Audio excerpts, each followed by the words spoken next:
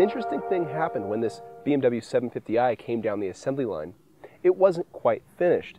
BMW instead sent it to a company called Alpina, which is also based in Germany, for a finishing touch. The touch is rather substantial, actually transforming the car into the B7. They've upgraded the engine, they've tweaked the suspension, and given it a different look. The finished product makes 540 horsepower, but it's not intended to be a hot rod. Rather, Alpina hopes it's a subtly more aggressive version of the standard car, one that's just as nice to drive.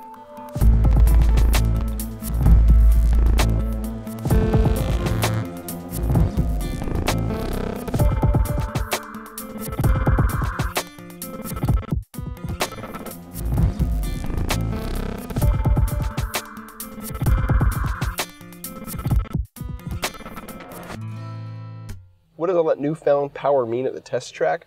Well, it's interesting. You put everything in sport mode, you turn stability control off, and like we normally do, we mash the brake, get on the throttle, and get off the brake, but there's a delay on initial acceleration. Watch this. Full throttle, and there's a pause, then all the boost comes in, then we have good acceleration. 0 to 60, 4.3 seconds, and the quarter mile, 12.4 seconds at 113.6 miles an hour.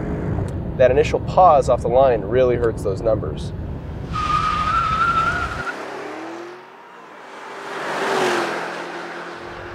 And for our 60 to 0 braking test, takes the B7 just 104 feet to stop from 60.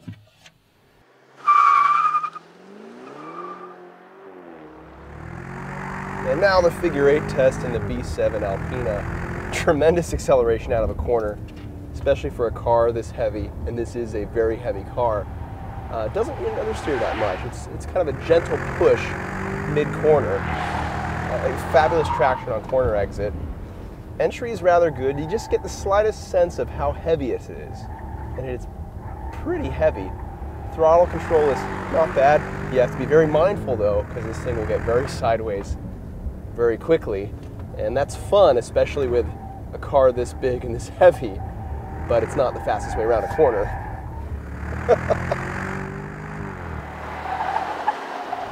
The transmission works pretty well. I'm using the buttons behind the steering wheel to grab upshifts and downshifts. The problem is they aren't paddles, they're buttons, so they can be easy to miss if you're used to using paddles. Braking power is very good. It hauls this car to a stop very easily, and now we're power sliding. What I don't like is that the seat belt grabs you when you get into a sideways situation, because that kind of adds some worry to your brain.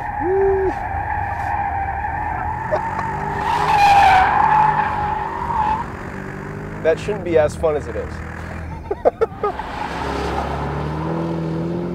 So in total, what do we have? Well, we have a surprisingly decent handling car, especially considering it's where it comes from. The 7 Series isn't known for being a very fun or light car. This isn't light either, but it certainly has fun down. I'm decently surprised with how this thing handles.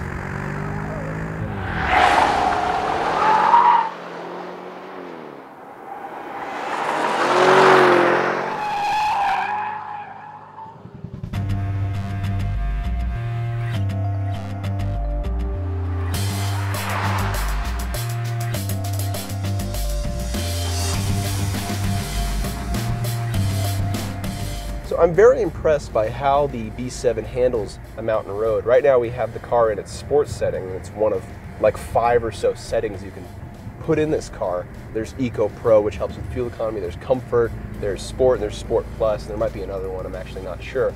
You can customize Sport though. You can put chassis and Sport or Comfort, and the same with drivetrain. Right now I have the chassis in Sport and the drivetrain in Comfort, because sometimes the drivetrain can shift when you have it in automatic mode a little bit too aggressively. It won't go into top gear, and sometimes the throttle can be a little too sharp. Leave it all in the standard comfort mode and it works a little bit more agreeably. When you put the chassis in sport mode though, the steering tightens up. It gives you a little bit more control. It takes a little bit of slack out of the system, and it makes the car a very nice thing to drive. Now that kind of control is important because this is a very, very heavy car. I don't know how you can make a rear-wheel drive car, just a rear-wheel drive car, weigh over 4,700 pounds, but here we are. And the crazy thing is, this is the smallest B7. You can get this with all-wheel drive, you can get this long wheelbase, and with all-wheel drive. So this is actually probably the lightest B7 you can get. How they managed to make it weigh so much beyond my grasp.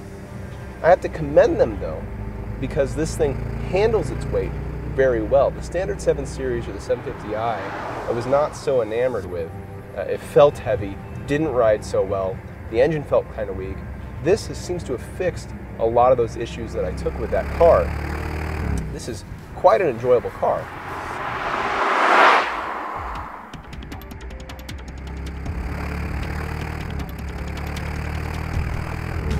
Pushing this car, you don't need to push it to enjoy it, which is nice, but you can. And when you do it, it responds with this gentlest of understeer. It's actually pretty nice because it tells you right when you're approaching that limit, and you can keep on it relatively easy. And then when you power out of a corner, you just have this very beautiful torque delivery. It's smooth, it's powerful, it's very nice powering out of a corner. I think my real enjoyment from this car stems from my dislike of the 7 Series I drove when it first came out in this current generation. This is a much better, improved car, I think, in every regard. It's nice driving, smooth, powerful, luxurious, comfortable. I think it fits Alpina's mission statement of not building some hot rod monster, but rather building a serviceable daily driver that has this subtle push of performance. This car certainly has that. We do have a monster of a V8 with twin turbos on it, but it sounds kind of muted, and I'm kind of in two positions about that. One, I like the sound of V8s. Two, this is a $150,000 luxury car, so maybe it should be expected that the engine's kind of quiet.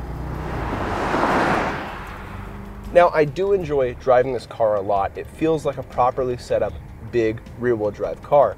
And let's talk for a second about that. This is a big car. It's a massive car. It's a heavy car, as we've already established, and it feels it. There's heft to everything that you do. There's so much car around you, and you can't shake the sense that you're driving something that's absolutely massive.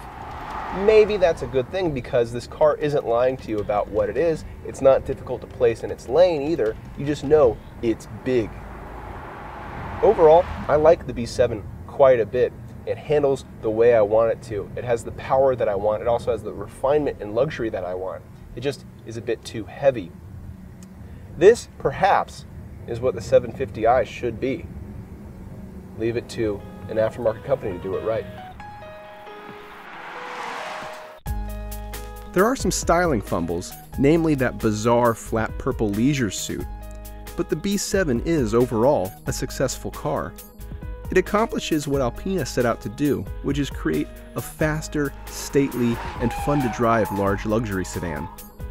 With the 7 Series, you can never make the weight seem less noticeable, or the amount of car that surrounds you seem less imposing, but that may be exactly the point.